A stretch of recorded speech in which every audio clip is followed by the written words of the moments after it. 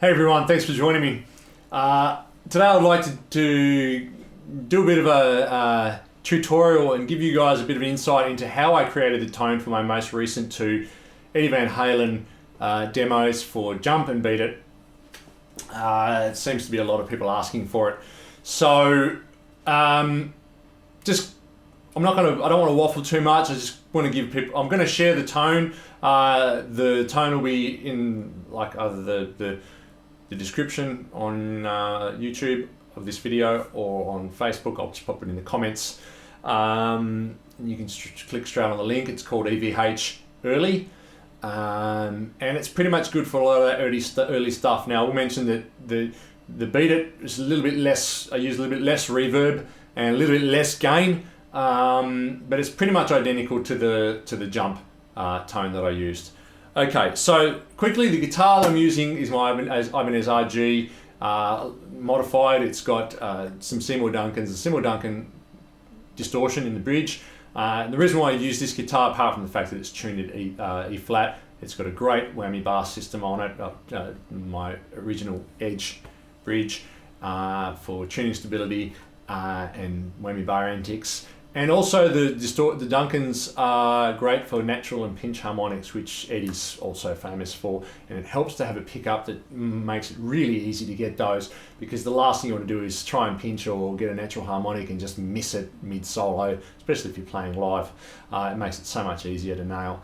Not that even I nail them every single time, but it just makes it easier. The guitar's far more responsive. Anyway, so the guitar is going into my Spark amp. The Spark amp then goes into my mixing desk. From my mixing desk, I've got two channels separated for the left and right, panned hard left and right as well. That way I can have two channels going into my Pro Tools audio interface and separate the two left and right, and I can do separate things to them. I can separate them a bit more and make 4 or 5 milliseconds like I've explained in other videos, just to create a little bit of extra dimension and fatness on the guitar signal.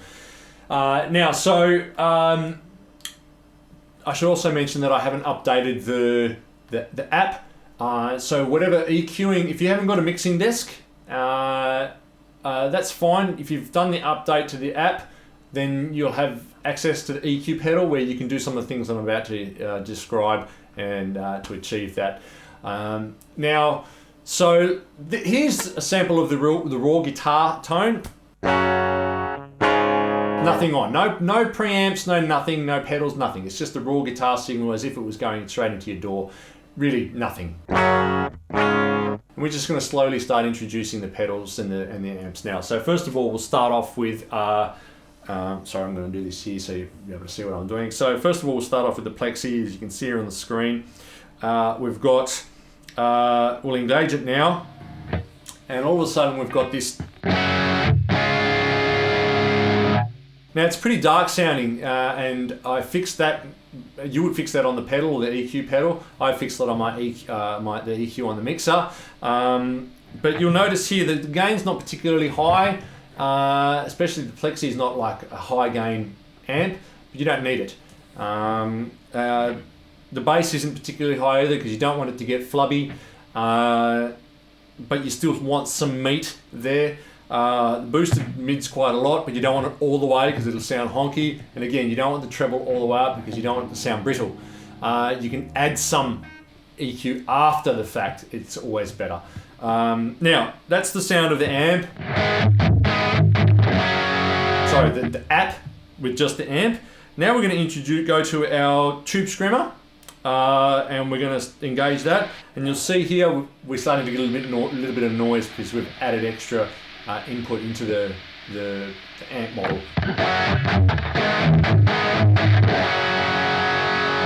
Alright, so you'll notice here that the actual overdrive is only sitting on about 1. Volume's all the way up, as is the tone. Now, again, the tone is almost like a boost in itself by sticking it all the way up. You're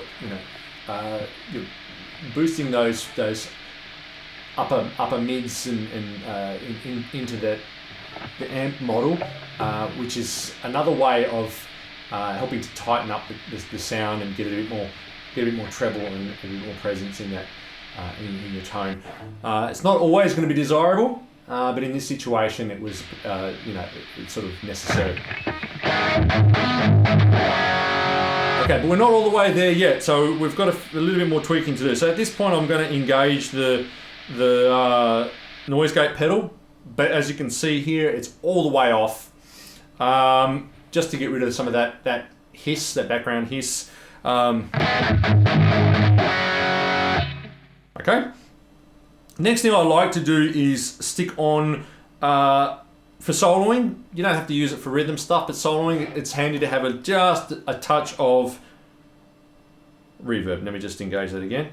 Okay, so the tone is all the way down, so it doesn't really affect your original signal. The repeats are all the way down, so I'll just tap that so you can see, all the way down, tone all the way down. I've got on about 500 milliseconds, and the volume's only sitting on about 1.1. Here it sounds single note. So it's almost barely audible. It just helps when you're soloing to feel like you've got, you know, something behind you, and you're not, you'll get it. If you're a shredder, you know what I'm talking about. A little bit of delay goes a long way. I'm trying to be poetic there. Okay, now the other important things, and this actually helps to create an even bigger signal, in my opinion, is by using the Plate Reverb. And if anyone is a fan of Eddie's and has done a bit of research, you'll know about the room that they had. They like this big metal room or concrete room. I'm not exactly sure which, you know, what was made out of, but it was this enclosed little room that they used to get that plate reverb sound. So there's an amp in there, cranked, and some microphones in there to get, you know, all the sounds of the actual amp reverberating around that one little room. It's incredible that the lengths that they went to. Thankfully nowadays with, you know, digital effects, we don't have to go to those extremes. But anyway, so we have the classic plate. The level is, I'll just tap that so you can see, 5.8. Damping, we don't want the sound to be too washed out. You know, we don't want it to kick in and just completely drown the note, so we'll use the damping to do some of that. The low cut is another great way, you know, getting rid of some of the low frequencies. Using the low cut there is actually a good way to get rid of some of that boominess in the Spark if you're finding that you're really struggling to get rid of it, if you're using the speakers in the amp. The low cut here in the reverb section is a good way of actually dialing some of that out. I would usually keep the high end also, as I don't want to touch that. I usually want as much high end to leave the Spark as possible, but I have attenuated it a little bit here, just a touch. The time is all the way down, and let me just tap that, 0, as is the dwell. Okay, so now we've all of a sudden got... Okay, so a little bit of reverb and a little bit of that delay, and it just creates a little bit of extra space and a little bit of character. It actually makes it sound like there's an amp being recorded in a room. Cool. Right. So that's the app taken care of. The next thing we need to do is some of the EQ. So there's 4 things that I can do on my mixer, which you may be able to get close to on your EQ on the app. First thing you do is engage the low cut boost on your mixer, or if you've got your fader on your EQ pedal, say for example your 80 Hertz or something like that, drop it a little bit. Okay, so in this instance I'm going to kick in my low cut buttons to get rid of some of that, anything below 75 Hertz. And now it's not really necessarily audible to you, but when you're hitting those low chugga ones, it does get rid of a little bit of that flubbiness, just a little bit. And we're also going to, in this situation, we're also going to get rid of the 80 Hertz. So I've got 3 frequencies, and they're pretty broad on the mixer. The 3 buttons affect 12 kilohertz, 2.5 kilohertz, and 80 Hertz. So highs, upper mids, and the lows. So in this situation, I'm going to start by lowering the lows, the 80 Hertz, a little bit more. So So again, we want to get that early sort of 80s tone. We don't want too much bass. It's, you know, they didn't really have a massively bassy tone back then, especially for jumping beat it. And you don't want it to be flubby and too bassy and woofy. So we're gonna, and you want it to be able to stand out in the mix as well. That's why it's good to cut those lower frequencies in this situation. Okay, well, next thing we're going to do is we're actually going to boost the 2.5 by about 3. So the 80 hertz, let me go back a little bit. The 80 hertz we're going to attenuate by about 3 dB. So only a little bit, not a huge amount, 3 dBs. The 2.5 we're going to boost about 3 dB on both the channels. So now all of a sudden we sound like this.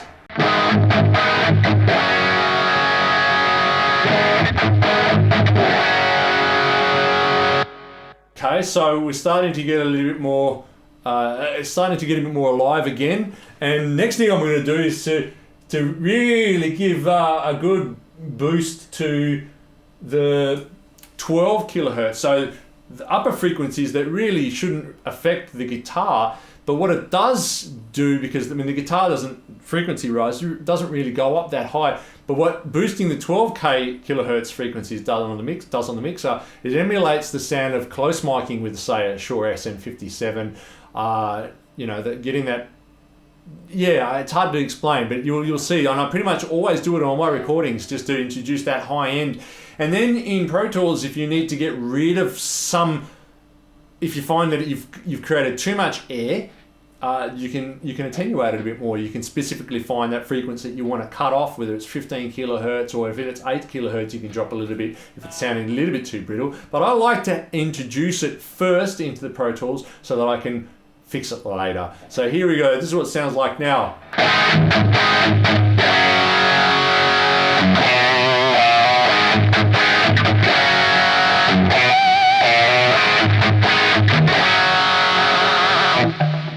Okay, so nice, airy, big, appropriate early 80s cranked Marshall tone.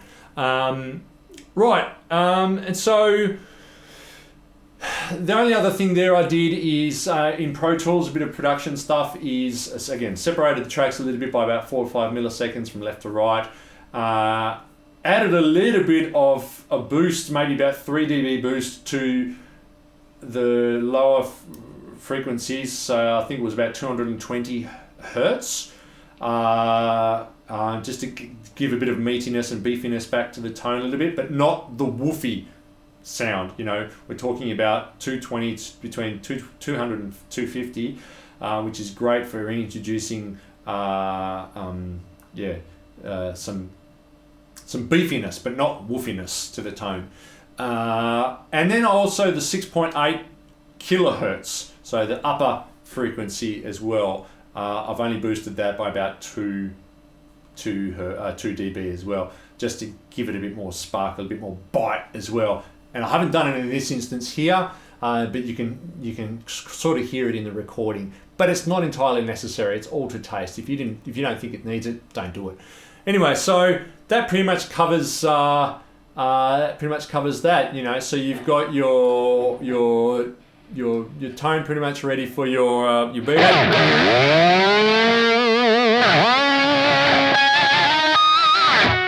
and your jump.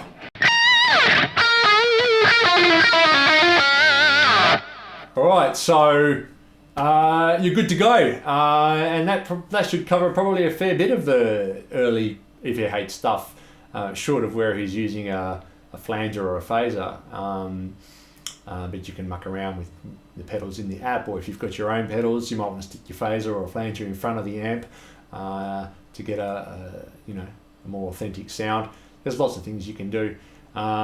Just experiment, you know, and for all those haters out there that, you know, constantly complain, you know, and whinge that the Spark is, you know, just a cheap practice amp. It's cheap, I agree. But it's not cheap and nasty, like some of you say and whinge about.